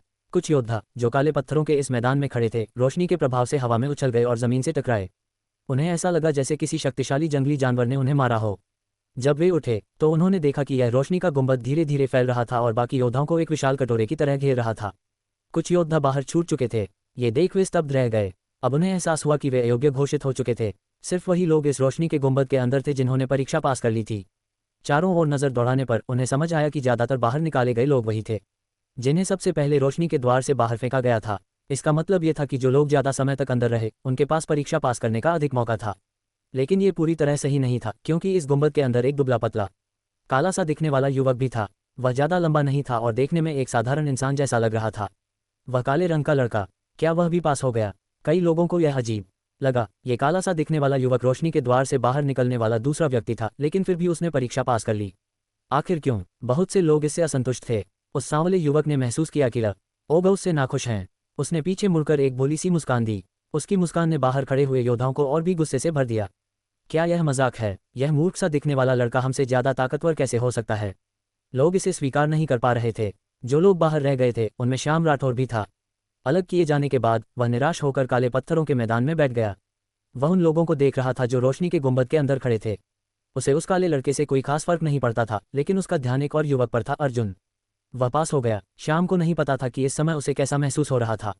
वह अपने कबीले में एक हारने वाले के रूप में लौट रहा था और यह उसे बहुत परेशान कर रहा था। किसी को भी असफलताओं की परवाह नहीं थी। प्रकाश गुंबद में मौजूद लोग पहले ही दूसरे परीक्षण में सफलतापूर्वक पास हो चुके थे, लेकिन वे संतुष्ट नहीं थे। उनमें से कई लोग एक साधारण पास नहीं चाहते थे, वे अपना अंतिम परिणाम देखना चाहते थे। महान महारानी रहस्यमयी क्षेत्र में प्रत्येक परीक्षण के बाद परिणाम का मूल्यांकन किया जाता था। परीक्षण में पास होना बस न्यूनतम आवश्यकता थी। अगर कोई व्यक्ति शुरुआत से अंत तक मुश्किल से पास होता तो उसे महान महारानी की विरासत नहीं मिलती, नहीं वह महान महारानी की तिजोरी में प्रवेश कर पाता। मुझे आश्चर्य है कि मेरा परिणाम क्या होगा। शौर्य चौहान ने क्रिस्टल स्तंभ की ओर देखा। ये सबसे अधिक संभावना थी कि दूसरे परीक्षण के परिणाम उनके सामने स्तंभ पर प्रदर्शित किए जाएंगे। शौर्य चौहान को उम्मीद थी कि दूसरे परीक्षण के परिणाम से चीजें बदल जाएंगी। पहले परीक्षण में शौर्य चौहान वास्तव में अपने प्रदर्शन से काफी संतुष्ट था, लेकिन अर्जुन की तुलना में उसके परिणाम एक मजाक थे। दूसरा परीक्षण, प्रारंभिक परीक्षण का अंत। इस समय चौक में ठंडी आवाज गूंजी। लोग स्तब्ध रह गए। क्या प्रारंभिक परीक्षण? मानसिक राक्षसों का परीक्षण तो बस एक प्रारंभिक परीक्षण था। फिर एक और परीक्षण था। अगला परीक्षण क्या होगा? महान महारानी रहस्यमय क्षेत्र को उनके प्रश्नों की अपेक्षा थी। तभी आवाज आगे आई, दूसरा परीक्षण, मुख्य परीक्षण का विषय साधना। साधना। प्रतिभागी भ्रमित थे और इस समय प्रत्येक साधक के दिन आगामी सूचना भेजी गई। अंततः उन्हें दूसरे परीक्षण की पूरी प्रक्रिया समझ में आ गई। दरअसल दूसरा परीक्षण अभी शुरू हुआ था। प्रारंभिक परीक्षण मानसिक राक्षसों पर एक परीक्षण था। यह आकलन करना था कि साधक अपने मानसिक राक्षसों को कैसे संभाल सकते हैं। एक योद्धा के लिए जो मार्शल आर्ट के शिखर पर चढ़ना चाहता था, उसके लिए अपने मानसिक राक्षसों का सामना करने में सक्षम होना स्वाभाविक रूप से महत्वपूर्ण था। लेकिन भविष्य के अद्वितीय महान सम्राट के लिए मानसिक राक्षस सबसे महत्वपूर्ण नहीं थे। महान सम्राट बनने के लिए दो चीजें आवश्यक थीं, प्रतिभा और भाग्य। किस्मत की परीक्षा लेना कठिन था। प्रतिभा की बात करें तो ये काफी हद तक साधना की गति पर निर्भर था। एक सामान्य स्थिति के तहत महान महारानी रहस्यमय क्षेत्र में प्रत्येक साधक को साधना के लिए रहस्यमय क्षेत्र में विभिन्न संसाधनों का उपयोग करने देना और फिर तुलना कर न कि किसकी शक्ति में सबसे अधिक वृद्धि हुई है। ये वास्तविक दूसरा परीक्षण था। जहां तक पहले के मानसिक राक्षसों के परीक्षण का प्रश्न है, साधकों के मानसिक राक्षसों से निपटने के परीक्षण के अलावा एक और बिंदु था, और वह था महान महारानी रहस्यमय क्षेत्र द्वारा प्रत्येक व्यक्ति के वर्तमान शक्ति स्तर को रिकॉर्ड करना। प्रकाश के द्वार में प्रवेश करने के बाद साधकों को वास्तविक भ्रम संरचनाओं का सामना करना पड़ा, जो हर किसी की ताकत का परीक्षण कर सकती थीं। यहाँ तक कि मानसी ने भी अपने सपनों में भ्रमपूर्ण संरचनाओं में लड़ाई का अनुभव किया था। तो ये साधना की गति का परीक्षण है। अभी भी ऐसी परीक्षा है तो ये बहुत लंबे समय तक चलेगी, है ना? लोगों ने कभी उम्मीद नहीं की थी कि महान महारानी रहस्यमय क्षेत्र ऐसा परीक्षण स्थापित करेंगी जो आश्चर्यजनक था। साधना की गति, यही मेरी प्रतिभा है। मुझे प्रतिभा में प्रतिस्पर्धा करने से कभी डर नहीं लगा। शौर्य चौहान ने आत्मविश्वास से भरपूर होकर हंसते हुए कहा। संकेत बैनर्जी, पैंथर लेडी और कई अन्य प्रतिभाशाली लोगों को भी अपनी प्रतिभा पर पूरा भरोसा था। उन्होंने छोटी उम्र में ही साधना करना शुरू कर दिया था और वे बहुत तेजी से आगे बढ़े थे। उनके साथी कभी भी उनसे आगे नहीं बढ़ सके। इस समय ठंडी आवाज फिर से गूंजी, आपकी साधना स्थल गॉड एडविन टॉवर होगा। अब आप में से प्रत्येक को एक प्रतिभा शक्ति रेटिंग दी जाएगी। अब क्रिस्टल स्तंभ पर अपने खून से अपना नाम लिखो। जैसे ही आवाज बोली, स्फटिक स्तंभ अचानक चमक उठा, क्योंकि स्तंभ पर लगे असंख्य क्रिस्टल ऊपर से नीचे तक चमकने लगे। क्रिस्टल स्तंभ को देखकर एक राजसी युवक जोर से हंसा, अपना नाम लिखो और ताकत की रैंकिंग पाओ। हा, मुझे ये पसंद है। वह पहले से ही इसे आजमाने के लिए उत्सुक था। प्रतिभा शक्ति रेटिंग। अर्जुन ने अपनी थोड़ी रगड़ी। स्वर्ण ड्रैगन रक्षक चयन के दौरान उसने इसी तरह की परीक्षा दी थी। ये किसी की शक्ति और उम्र के संयोजन पर विचार करके किया गया था।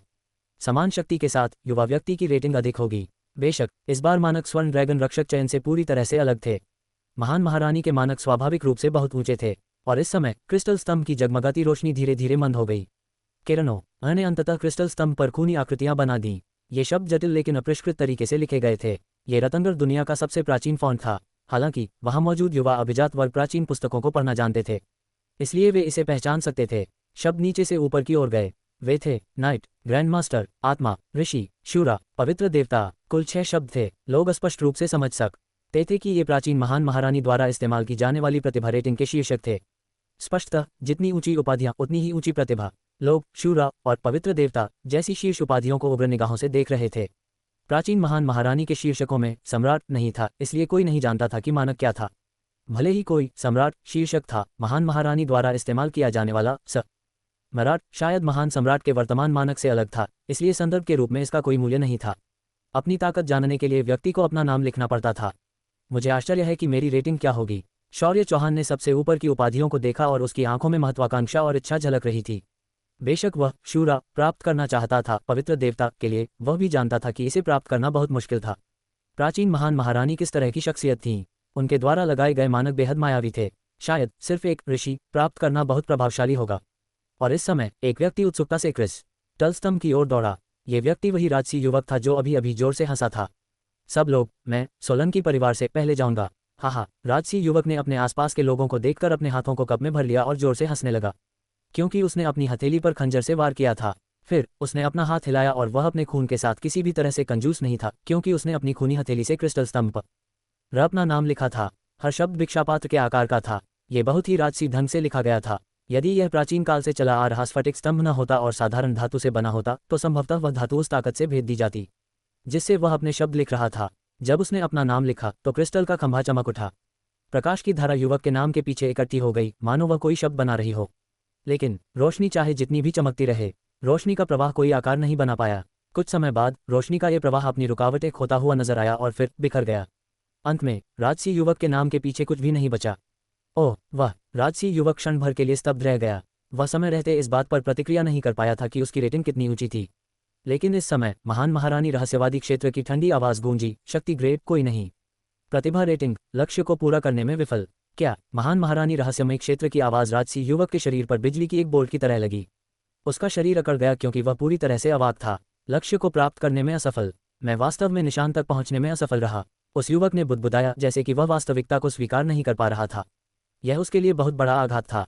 महान महारानी की रहस्यमयी दुनिया 6 अलग अलग उपाधियां दे सकती थी, जो मूल्यांकन के रूप में दी जाती थीं। सभी साधकों को प्राचीन महान महारानी की शक्ति का पता था, इसलिए किसी को भी सर्वोच्च उपाधि प्राप्त करने की आशा नहीं थी। यहाँ तक कि राजसी युवक को भी नहीं। लेकिन उसे तो सबसे निम्न उपाधि नाइट भी नहीं मिली। उच्च उपाधियों ऋषि या आत्मा की तो बात ही छोड़ दें। उसे कोई भी रैंकिंग नहीं मिली क्योंकि उसकी शक्ति बहुत ही साधारण थी। हा, तुम्हारे हेवनली लाइट आइलैंड को तो बहुत बेइज्जती झेलनी पड़ी। भीड़ में से किसी ने मजाक उड़ाया। वे लोग हेवनली लाइट आइलैंड के प्रतिद्वंद्वी थे। हालांकि उन्होंने भव्य युवक का मजाक उड़ाया, लेकिन इससे यह भी स्पष्ट हो गया कि प्राचीन महान महारानी के मानक उनकी कल्पना से कहीं अधिक कठिन थे। मुझे आजमाने दो। इस बार एक लड़की आगे आई। वह स्वाभाविक रूप से आत्मविश्वासी थी, तभी उसने आगे बढ़ने का निर्णय लिया। हालांकि जब उसने अपने खून से क्रिस्टल स्तंभ पर अपना नाम लिखा तो कोई चमत्कार नहीं हुआ। उसका मूल्यांकन भी निशान तक नहीं पहुंची आया। इससे हर कोई स्तब्ध रह गया। जो लोग पहले राजसी युवक पर हंस रहे थे, वे भी अब चुप हो गए। लगातार 2 लोगों को यही परिणाम मिलने से यह समझ में आने लगा कि यह परीक्षा कितनी कठिन थी। वे सभी अपने अपने गुटों में शीर्ष स्थान पर थे, लेकिन जब वे महान महारानी की रहस्यमयी दुनिया में आए तो उन्हें केवल असफलता ही मिली। मुझे विश्वास नहीं हो रहा। क्या प्राचीन समय में मार्शल आर्ट संस्कृति इतनी अधिक शक्तिशाली थी? एक काले वस्त्र पहने लड़की ने भौहें चढ़ाते हुए कहा। वह पैंथर लेडी थी। पैंथर लेडी के बगल में एक और काले वस्त्र पहनी महिला खड़ी थी। वह पैंथर लेडी जैसी दिखती थी, लेकिन उसका शरीर अधिक सुडौल था। वह पैंथर लेडी से अधिक परिपक्व लग रही थी, क्योंकि वह उसकी बड़ी बहन थी। मैं इसे आजमाऊंगी। जैसे ही पैंथर लेडी की बड़ी बहन आगे बढ़ी, हर कोई उत्सुक हो गया। बहुत से लोग इस महिला को जानते थे। उसकी प्रतिभा पैंथर लेडी से भी अधिक थी, इसलिए वह निश्चित रूप से सबसे बेहतरीन लोगों में से एक थी। काले वस्त्र पहनी महिला ने अपनी तेज नाखूनों से अपनी हथेली को काटा और अपने खून से अपना नाम लिखा। प्राचीन अवशेष की रोशनी महिला के नाम की ओर आकर्षित होने लगी। जैसे जैसे प्रकाश की किरणें प्रवाहित हुईं, इस बार वे तुरंत नहीं बिखरी बल्कि धीरे धीरे एक आकार लेने लगीं। अंततः वे एक जटिल अक्षर का रूप लेने लगीं। काले वस्त्र पहनी महिला की प्रतिभा के कारण अंततः एक मूल्यांकन प्राप्त हुआ। लोग बिना पलक झपकाए देखने लगे। अब उनके पास तुलना करने के लिए एक मानक था, नाइट। जैसे ही यह शब्द सबके सामने प्रकट हुआ, वहां सन्नाटा छा गया। काले वस्त्र पहनी महिला केवल नाइट स्तर की थी। जिनकी शक्ति उससे कम थी, वे एक पल के लिए आगे बढ़ने का साहस ही खो बैठे। यंग मास्टर शौर्य, आप और मानसी राठौर की प्रतिभा यहाँ सबसे उच्च स्तर की है। अगर आप आगे बढ़ते हैं तो आपको और निश्चित रूप से रहस्यमयी दुनिया से अच्छा मूल्यांकन मिलना चाहिए, है ना? किसी ने शौर्य चौहान से कहा। जैसे ही यह बात कही गई, सभी की निगाहें तुरंत शौर्य चौहान पर टिक गईं। शौर्य चौहान रतनगढ़ दुनिया के शीर्ष प्रतिभाशाली लोगों में से एक था। उसका मूल्यांकन काफी प्रभावशाली साबित होता। अगर वे शौर्य चौहान का मूल्यांकन जान लेते तो उन्हें अपने संभावित परिणाम का अंदाजा हो जाता। शौर्य चौहान ने हल्का सा भौं हे चढ़ाए। उसे खुद भी नहीं पता था कि उसे क्या परिणाम मिलेगा। इसी दौरान एक काली परछाई तेजी से आगे बढ़ी। एक दुबला पतला युवक बंदर की तरह उछलते हुए क्रिस्टल स्तंभ पर कूद गया और हंसते हुए बोला, मैं पहले आजमाऊंगा। हाँ, लोगों ने गौर से देखा। ये वही गहरा सांवला युवक था जिसकी कोई पहचानी हुई पृष्ठभूमि नहीं थी। ये गंवार, क्या यह मजाक करने आया है? ये खुद को समझता क्या है? बहुत से लोग नाराज हो गए। इस युवक का व्यवहार जोकर जैसा था। वह तो अर्जुन से भी कमजोर लगता था। लेकिन सांवले युवक ने किसी की परवाह नहीं की। मुस्कुराते हुए उसने अपनी उंगली काटी और धीरे धीरे क्रिस्टल स्तंभ पर अपना नाम लिखा। उसके अक्षर सुंदर नहीं थे, उनकी रेखाएं टेढ़ी मेढ़ी थीं, जैसे केकड़े की चाल हो। सबसे महत्वपूर्ण बात यह थी कि उसके लिखे अक्षर बेहद अजीब थे। कोई भी उन्हें पहचान नहीं पाया। ये कौन सी भाषा है? वहां मौजूद युवा प्रतिभाशाली लोग विद्वान थे, लेकिन वे भी एक दूसरे को देखने लगे। किसी को भी ये पढ़ना नहीं आया। कहीं इसने गलती से कुछ और तो नहीं लिख दिया? किसी ने मजाक उड़ाया। अर्जुन ने अपनी आंखें संकरी कर लीं। यहाँ तक पहुँचने वाला कोई व्यक्ति इतनी साधारण गलती नहीं कर सकता था। ये सांवला युवक दिन ब दिन और रहस्यमयी लगता जा रहा था। हालांकि उसके अक्षर अजीब थे, फिर भी क्रिस्टल स्तंभ से प्रकाश निकलकर उसके नाम के पीछे इकट्ठा होने लगा। अर्जुन ने अपनी सांस थाम ली। वह देखना चाहता था कि इस युवक की प्रतिभा कितनी खास है। लेकिन अर्जुन के आश्चर्य से कुछ सेकंड तक चमकने के बाद प्रकाश अचानक गायब हो गया। मूल्यांकन परिणाम निशान तक नहीं पहुंचा। क्या? उद्धरण चिन्ह। अर्जुन चौंक गया। उसे ऐसा लग रहा था कि यह सांवला युवक कोई साधारण व्यक्ति नहीं था। शायद यह उसकी ऊर्जा के प्रति संवेदनशीलता के कारण था। उसके मन में इस युवक की प्रतिभा नाइट से अधिक होनी चाहिए थी। वह तो यहाँ तक सोच रहा था कि यह उससे कई स्तर ऊपर होगी। लेकिन परिणाम देखकर वह केवल अपना सिर खुजाने लगा। क्या वह गलत था? माफ करना। मैंने नहीं सोचा था कि यह इतना कठिन होगा। सांवले युवक ने सिर खुजाते हुए हंसकर कहा और पीछे हट गया।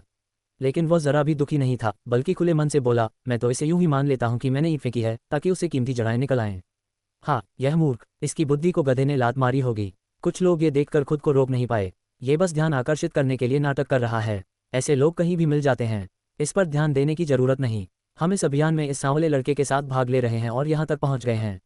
इसका मतलब है कि हमारा मूल्यांकन भी उसके जैसा ही होगा। ये तो बहुत शर्मनाक है। इतने सारे प्रतिभाशाली योद्धा होने के बावजूद उनका स्तर एक ऐसे मूर्ख के बराबर आ गया था। ऐसे लोग जितना ज्यादा ध्यान पाते हैं उतना ही उत्साहित होते हैं। यंग मास्टर शौर्य, कृपया अब आप आगे बढ़ें। हाँ, सही कहा यंग मास्टर, हमें अपनी ताकत दिखाए।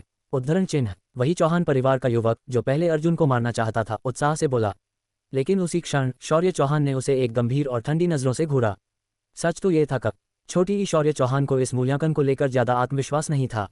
अगर यह पुरानी बात होती तो वह काफी विश्वास से भरा होता। लेकिन अब 6 महीने पहले अर्जुन ने उसे 7 विषैले दिव्ययिंग गोली खिलाई थी, जिससे उसकी शक्ति को गंभीर क्षति पहुंची थी। हालांकि उसने कई दुर्लभ खजाने उपयोग किए थे, फिर भी वह पूरी तरह ठीक नहीं हो पाया था। इधर दूसरे लोग तेजी से सुधार कर रहे थे और उनकी साधना शक्ति बढ़ती जा रही थी।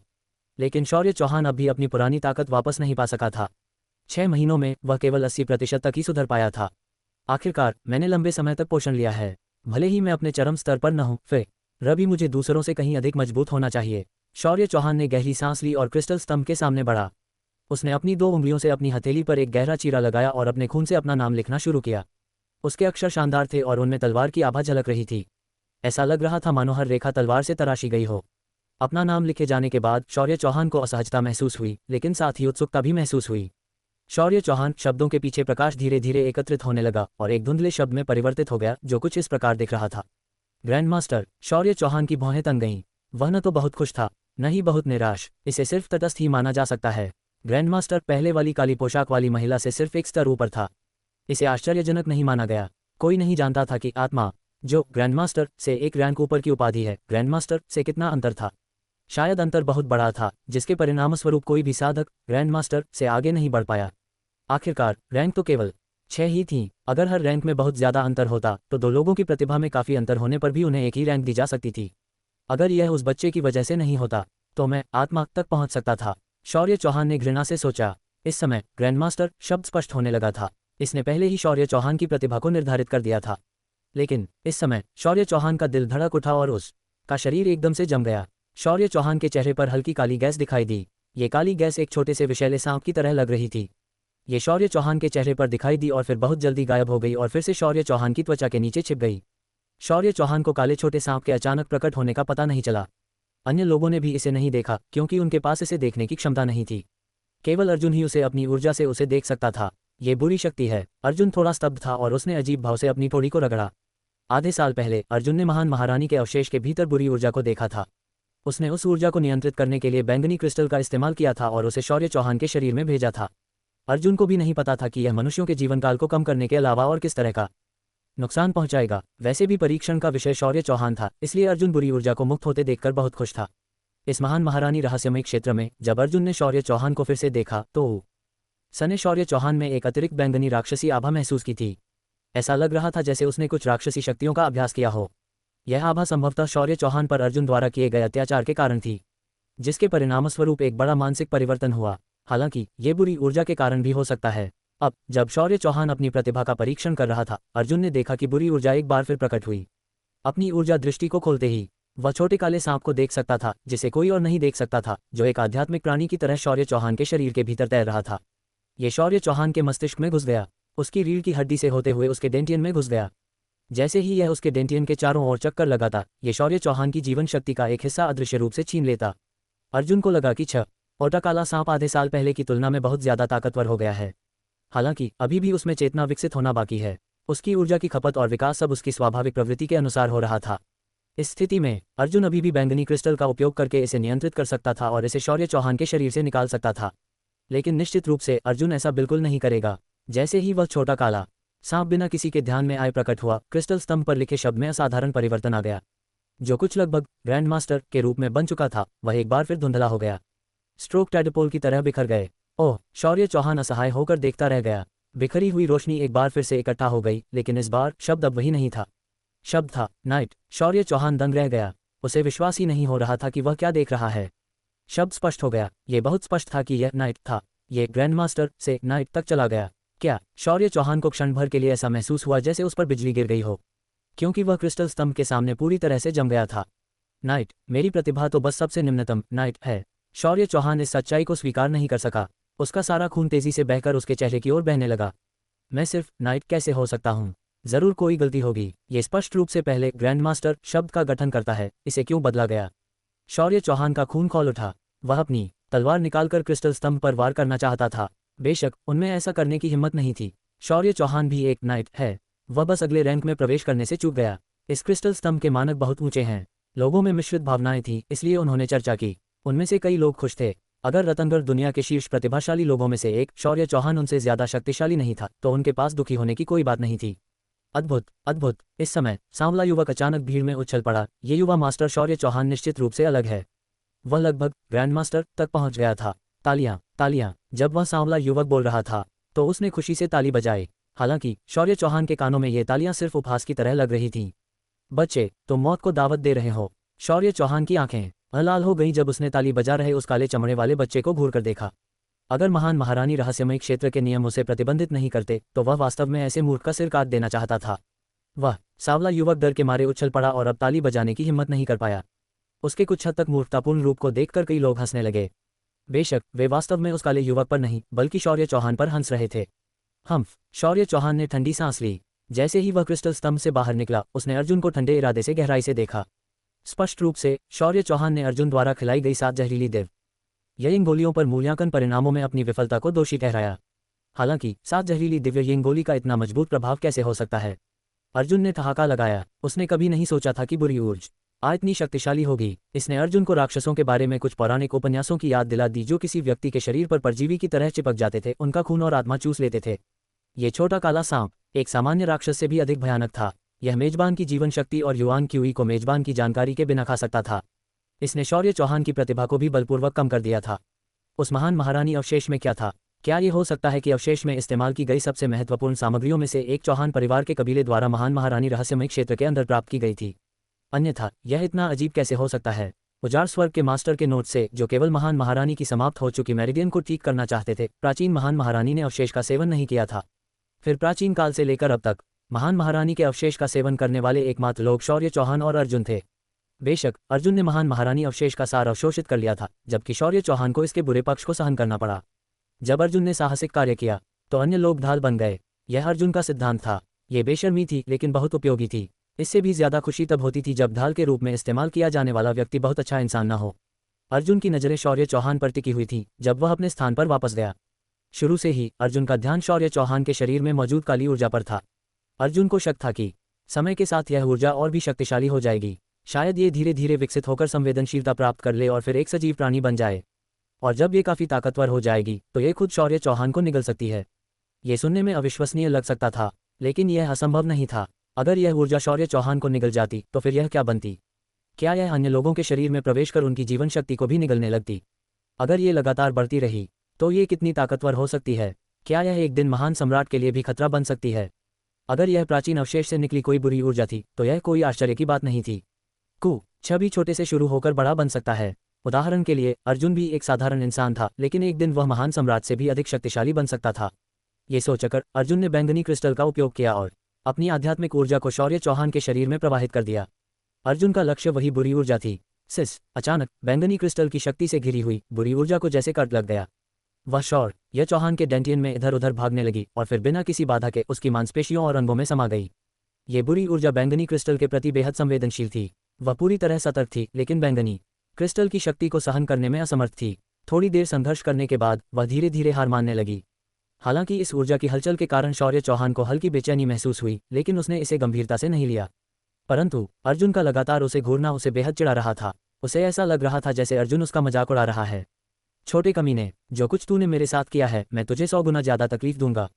मैं न केवल तेरी शक्ति नष्ट करूंगा बल्कि तुझे नपुंसक भी बना दूंगा। तेरी मर्दांगी को कुचलकर कुत्तों को खिला दूंगा। शौर्य चौहान ने अपने मानसिक परीक्षण में यह भ्रम देखा था कि अर्जुन ने उसे नपुंसक बना दिया था। भले ही यह सिर्फ एक भ्रम था और उसकी अपनी ही कल्पना, लेकिन अपनी मर्दांगी खोने का डर उसे पागल कर रहा था। यह उसकी गर्व और पुरुषत्व की भावना से जुड़ा हुआ था, इसलिए उसने इसका पूरा दोष अर्जुन पर डाल दिया। अब वह चाहता था कि वह अर्जुन के साथ भी वैसा ही करे, लेकिन अर्जुन ने उसकी धमकियों पर हंसते हुए ध्यान नहीं दिया। अब वह सीधे क्रिस्टल स्तंभ की ओर बढ़ा। हर किसी को इस क्रिस्टल स्तंभ पर अपना नाम लिखना था, इसलिए अर्जुन को इससे कोई फर्क नहीं पड़ा कि वह पहले जाता है या बाद में। जैसे ही अर्जुन आगे बढ़ा, भीड़ का ध्यान उसकी ओर खिंच गया। अरे, ये वही लड़का है। शौर्य चौहान को सिर्फ नाइट का मूल्यांकन मिला और अब कोई आगे जाने की हिम्मत नहीं कर रहा, लेकिन इस लड़के में हिम्मत तो है। इसे हिम्मत कहना सही नहीं होगा। ये रहस्यमय क्षेत्र की परीक्षा बहुत कठिन है। अगर किसी को निशान तक नहीं पहुंचा का मूल्यांकन भी मिले तो इसमें कोई शर्मिंदगी की बात नहीं। मुझे लगता है कि अगर हम में से कोई भी आगे जाता तो हमें भी निशान तक नहीं पहुंचा ही मिलता। उनकी नज़रों में अर्जुन की शक्ति छोटी ही रहस्यमयी थी। वह कुछ हद तक उस सांवले युवक के समान था। जहां सांवला युवक अपनी मूर्खता के कारण लोगों को पसंद नहीं आता था, वहीं अर्जुन के पास बहुत सारे एम्पायरियन मार्क्स थे जिससे लोग ईर्ष्या करते थे। अगर इतनी सारी एम्पीरियन मार्क्स मानसी को मिली होती तो किसी को कोई आपत्ति नहीं होती, क्योंकि वह बहुत मजबूत थी। उसने मानसिक दानव परीक्षण में सबसे लंबा समय बिताया था। ये सोचकर ही डर लगता था, लेकिन अर्जुन, वह तो सिर्फ अपनी ऊर्जा दृष्टि के ट्रिक से यहाँ तक पहुंचा था। हालांकि जब अर्जुन ने मानसिक दानव परीक्षण पास कर लिया तो लोगों को मानना पड़ा कि अर्जुन की प्रतिभा इतनी कमजोर नहीं थी। अचानक अर्जुन के हाथ में एक लंबी तलवार प्रकट हुई। तलवार जैसे ही प्रकट हुई, उसकी धार अपने आप म्यान से बाहर निकल आए और अर्जुन की हथेली को हल्के से चीर दिया। क्या जबरदस्त तलवार है। कई लोगों ने इस पल को देखा और चौंक गए। यह एक बेहतरीन हथियार था, लेकिन सबसे ज्यादा चौंका हुआ शौर्य चौहान था। यह उसकी तलवार थी। मानसिक दानव परीक्षण में अर्जुन ने इसी तलवार से उससे मुकाबला किया था, और अब अर्जुन ने सबके सामने ये तलवार निकाल ली तो शौर्य चौहान के गुस्से का कारण समझा जा सकता था। बाकी लोगों ने भी शौर्य चौहान की प्रतिक्रिया पर ध्यान दिया। मैंने पहले ही कहा था कि यह तलवार जानी पहचानी लग रही थी। ये सच में शौर्य चौहान की साथी तलवार है।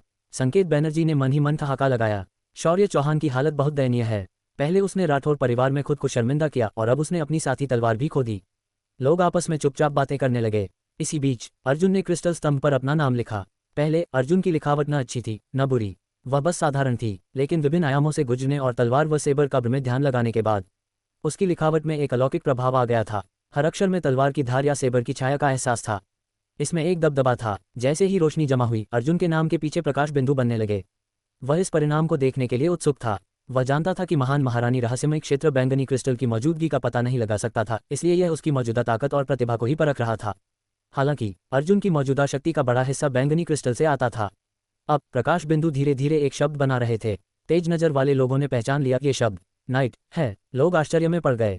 अर्जुन को नाइट का मूल्यांकन मिला था। मुझे भी उसी स्तर पर रखा गया। शौर्य चौहान को यह देखकर बहुत निराशा हुई। उसे लगभग ग्रैंडमास्टर का मूल्यांकन मिलने ही वाला था। जो लोग निशान तक नहीं पहुंचा के रूप में वर्गीकृत हुए थे, वे अर्जुन को जटिल भावनाओं से देखने लगे। ये लड़का उनसे ज्यादा मजबूत था और वह केवल मार्शल आर्ट्स को एक माध्यमिक चीज मानता था।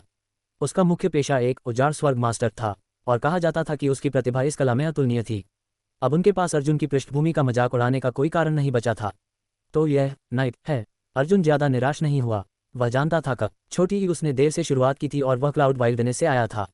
यहाँ तक कि बाद में मिला सूरतगढ़ दिव्य साम्राज्य भी रतनगढ़ दुनिया के मुकाबले कुछ भी नहीं था। उसकी यात्रा देर से शुरू हुई थी और उसके संसाधन भी सीमित थे। हालांकि बैंगनी क्रिस्टल ने उसकी बहुत मदद की थी, फिर भी वह रतनगढ़ दुनिया के असली प्रतिभाशाली योद्धाओं के बराबर नहीं था। लेकिन उसी क्षण अर्जुन ने अपने डेंटियन में एक असामान्य हलचल महसूस की। अचानक शुद्ध यांग ऊर्जा का एक शक्तिशाली प्रवाह उसके शरीर के हर हिस्से में फैल गया। ओह! अर्जुन हैरान रह गया। उसे महसूस हुआ कि उसके शरीर में छिपा आस्पेक्ट टोटेम भी सक्रिय हो रहा है, जैसे कि वह किसी भी क्षण बाहर आ जाएगा। क्या ये महान महारानी अवशेष से अवशोषित की गई शुद्ध यांग ऊर्जा है, जो अभी तक पूरी तरह से अवशोषित नहीं हुई? अर्जुन ने अपने शरीर की गहराई से जांच की और पाया कि अब भी थोड़ी शुद्ध यांग ऊर्जा बची हुई थी, जिसे उसने पूरी तरह से आत्मसात नहीं किया था। यह ऊर्जा बहुत अधिक नहीं थी, लेकिन अब क्रिस्टल स्तंभ के कारण स्पष्ट रूप से प्रकट हो गई थी। अर्जुन को तुरंत समझ में आ गया, इस क्रिस्टल स्तंभ में हर व्यक्ति की छिपी हुई ऊर्जा को बाहर लाने की क्षमता है। पहले जब शौर्य चौहान क्रिस्टल स्तंभ के सामने खड़ा था, तो क्रिस्टल स्तंभ ने उसके शरीर की दुष्ट ऊर्जा को उत्तेजित कर दिया था। ये क्रिस्टल स्तंभ संभावित क्षमता को सक्रिय कर एक योद्धा की प्रतिभा की जांच कर सकता था। साथ ही यह मानसिक दानव परीक्षण में व्यक्ति के प्रदर्शन के आधार पर एक कुल मिलाकर मूल्यांकन देता था। अब जब अर्जुन के शरीर की शुद्ध यांग ऊर्जा सक्रिय हुई, तो उसकी शुद्ध यांग काया भी उभरकर सामने आई। क्लाउड वाइल्डनेस में अर्जुन की प्रतिभा सामान्य या कमजोर मानी जाती थी, लेकिन जब उसका शरीर शुद्ध यांग काया में बदल गया, तो उसकी प्रतिभा में अद्भुत बदलाव आ गया। खासतौर पर महान महारानी अवशेष से शुद्ध यांग ऊर्जा अवशोषित करने के बाद अर्जुन की शुद्ध यांग काया लगभग पूर्णता के चरण पर पहुंच गई थी। रतनगढ़ दुनिया में ऐसी काया बहुत दुर्लभ थी। जैसे ही अर्जुन की शुद्ध यांग काया प्रकट हुई, जो नाइट शब्द बनने वाला था, वह अचानक कांपने लगा और गायब हो गया। ओह! लोग चकित रह गए। पहले भी एक महान प्रतिभाशाली युवक के साथ ऐसा ही हुआ था। उसका मूल्यांकन बनने से पहले ही वह शब्द बिखर गया था। हाँ, कितनी अफसोस की बात है। बस थोड़ी सी कमी रह गई और नाइट का दर्जा नहीं मिल सका। चौहान परिवार के एक अनुयायी ने हंसते हुए कहा, अगर अर्जुन का स्तर शौर्य चौहान के समान होता, तो यह चौहान परिवार की प्रतिष्ठा के लिए शर्म की बात होती। शौर्य चौहान ने भी राहत की सांस ली। उसका दिल अब थोड़ा संतोष महसूस कर रहा था। इसमें खुश होने जैसा कुछ नहीं है। शौर्य चौहान ने ठंडी आवाज में कहा, मैं बस उससे एक रैंक ऊपर हूँ, इसमें गर्व करने जैसा कुछ नहीं है। ये तो अपमान है। शौर्य चौहान की यह बात सुनकर उसके साथी तुरंत बोले, बड़े भाई शौर्य चौहान, महान महारानी रहस्यमय क्षेत्र का मूल्यांकन स्पष्ट नहीं होता। हालांकि एक रैंक का फर्क बहुत बड़ा होता है। लेकिन तभी वह साथी अचानक रुक गया। उसका चेहरा ऐसा था जैसे उसने कोई भूत देख लिया हो। वह क्रिस्टल स्तंभ को देख रहा था और उसका मुंह खुला का खुला रह गया। शौर्य चौहान को अचानक अजीब सा महसूस हुआ। उसका दिल जोर से धड़कने लगा। उसने पीछे मुड़कर देखा और देखा कि क्रिस्टल स्तंभ पर अर्जुन के नाम के पीछे एक नया शब्द चमक रहा था। वह शब्द था ग्रैंडमास्टर। ये कैसे हो सकता है? शौर्य चौहान का दिमाग सुन्न पड़ गया। अर्जुन को ग्रैंडमास्टर का मूल्यांकन मिला, लेकिन अभी यह खत्म नहीं हुआ था। अचानक ग्रैंडमास्टर शब्द धुंधला होने लगा। शौर्य चौहान फिर से राहत की सांस लेने ही वाला था। उसे लगा कि यह फिर से नाइट में बदल जाएगा, लेकिन तभी शब्द के स्ट्रोक्स बदलने लगे। शब्द अधिक जटिल हो गए। अब ये सिर्फ नाइट का सरल अक्षर नहीं था, बल्कि ये तो दिखने लगा, आत्मा, आत्मा, असंभव। शौर्य चौहान की आंखें लाल हो गईं। ये शब्द नर्क से निकले किसी राक्षस की तरह था, गहरा खून लाल रंग का, जो उसे लगभग निगल ही गया था। बाकी लोग भी हैरान थे। आत्मा का स्तर नाइट से 2 रैंक ऊपर था। खासकर जब महान महारानी रहस्यमय क्षेत्र इतनी धुंधली रैंकिंग देता था, तो हर रैंक का बढ़ना बहुत बड़ी बात थी। जैसे ही आत्मा शब्द स्पष्ट होने लगा और आकार लेने ही वाला था, सभी ने अपनी सांसें रोक लीं। लेकिन ठीक जब ये पूरी तरह बनने वाला था, यह अचानक बिखर गया। बचे हुए रोशनी के बिंदु फिर से इकट्ठा होकर ग्रैंडमास्टर बन गए। ये शब्द अब पूरी तरह स्पष्ट हो चुका था। इसकी रेखाएं साफ थीं और ये तय हो चुका था, ग्रैंडमास्टर। यह अर्जुन का अंतिम परिणाम था, लेकिन यह आत्मा बनने के करीब था, जिससे ये समझ आया कि उसकी प्रतिभा लगभग आत्मा स्तर तक पहुंच चुकी थी। यह कोई साधारण ग्रैंडमास्टर नहीं था। ये दृश्य देखकर मानसी चौंक गई। उसने अपनी सुंदर आंखों से गहराई से अर्जुन को देखा। उसने पहले ही अंदाजा लगा लिया था कि अर्जुन का परिणाम अच्छा होगा, लेकिन इतना ज्यादा उम्मीद नहीं की थी। आत्मा नहीं, लेकिन ग्रैंडमास्टर। संकेत बैनर्जी कुछ राहत भरे शब्द कहना चाहता था, लेकिन उसके शब्द गले में ही अटक गए। भले ही यह ग्रैंडमास्टर था, फिर भी यह अब तक महान महारानी रहस्यमय क्षेत्र का सबसे ऊंचा मूल्यांकन था। संकेत को बिल्कुल भी यकीन नहीं था कि वह शौर्य चौहान से बेहतर मूल्यांकन पा सकता है। बाकी लोग भी चुप हो गए। शौर्य चौहान के साथी ऐसे दिख रहे थे जैसे उन्होंने जहर खा लिया हो। पहले वे कह रहे थे कि शौर्य चौहान की रैंक अर्जुन से एक स्तर ऊपर थी और यह एक बड़ा अंतर था। अब स्थिति पलट गई थी। अब अर्जुन एक रैंक ऊपर था। उनके चेहरे लाल हो गए थे जैसे किसी ने उन्हें 2 बार थप्पड़ मार दिया हो। बड़े भाई शौर्य, ये सही नहीं हो सकता। आपने परीक्षा में इतना ज़्यादा समय बिताया, आप अर्जुन से कहीं ज़्यादा देर तक अंदर थे, फिर भी आपका मूल्यांकन उससे कम कैसे हो सकता है? क्या महान महारानी रहस्यमय क्षेत्र ने कोई गलती की है? एक साथी ने कहा, लेकिन उसके शब्द पूरे होने से पहले ही शौर्य चौहान ने गुस्से में कहा, चुप रहो। जैसे ही मानसिक परीक्षा में बिताए गए समय का जिक्र हुआ, शौर्य चौहान और ज्यादा क्रोधित हो गया। उसने सच में बहुत समय तक परीक्षा झेली थी, लेकिन वह लड़ नहीं रहा था बल्कि यातना सह रहा था। परीक्षा के आखिरी हिस्से में उसे इतनी यातनाएं दी गईं कि वह मौत से भी बदतर स्थिति में पहुंच गया था। अर्जुन ने उस पर कई बेरहमी भरे तरीके अपनाए थे। ये तरीके खुद शौर्य चौहान की कल्पना के थे, क्योंकि वह स्वभाव से ही निर्दयी था और दूसरों को सताने में माहिर था। अब उसने अपनी ही बनाई यातनाएं झेली थीं, जिससे वह लगभग टूट ही गया था। पहले शौर्य चौहान को लगा था कि चाहे जो भी हो, सबसे ज्यादा समय तक टिके रहना सबसे अहम था। अगर कोई उससे ज्यादा देर तक सहन नहीं कर सकता था तो उसका परिणाम निश्चित रूप से उससे कमजोर होगा।